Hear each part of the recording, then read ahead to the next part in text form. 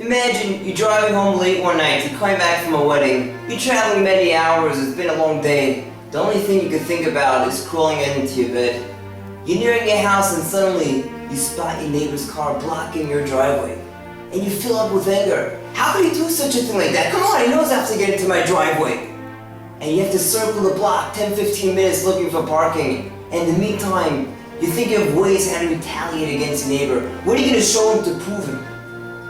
And suddenly you remember the Torah says, judge your friend favorably. Give him the benefit of the doubt. And you're thinking, how is it possible to give him the benefit of the doubt? I mean, there's no other option over here. He knows I have to park my car and he blocks my driveway. And you know something? It's not the first time. He did this once before. We see an unbelievable insight with the story with Bilam and his donkey. Bilam is riding his donkey, he's on the way to curse the Jews, and suddenly his donkey stops. It doesn't budge. Bilam hits his donkey. The donkey says, hey, why are you hitting me? And Bilam says, you know something? You're lucky I don't have a sword. Had I had a sword, I would have killed you. And the donkey says, Bilam, have I ever betrayed you from the day you bought me until now? Have I been accustomed to doing such a thing like this? Why in the world do you think I'm out there to get you? The donkey is telling Bilam, you should have realized there's something beyond me just stopping there and preventing you from going. There must be some obstacle on the course, some extreme case must be happening, because otherwise I would never do this. You know me for a long time.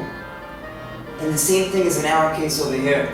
In our case, you're right, the neighbor's blocking the driveway. But you know your neighbor for so many years. He's not out there to get you. Why in the world would you think he would do something like this? We have to look beyond that. We have to judge the person himself. It says, B'tzedek tishbeit am yisecha, judge your friend.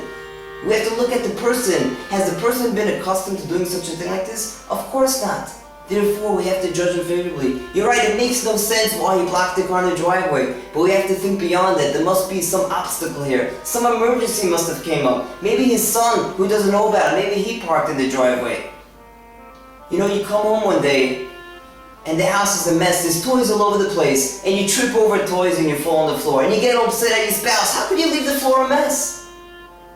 But take a step back. Do you really think your spouse is out there to get you? She wanted you to fall on the floor? Of course not. We have to judge the person himself.